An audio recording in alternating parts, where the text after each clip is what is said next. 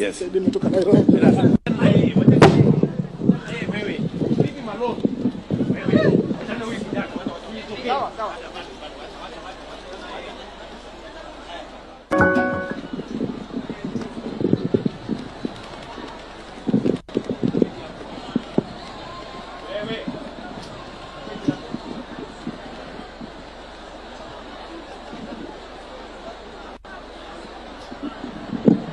Asante sana.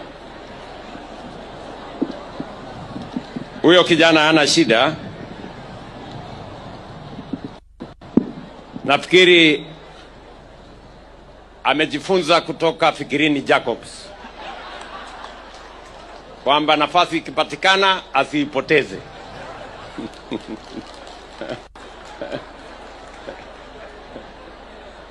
So huyo kijana wachana yeye, nitamshughulikia baadaye. Huyo ni kijana mzuri.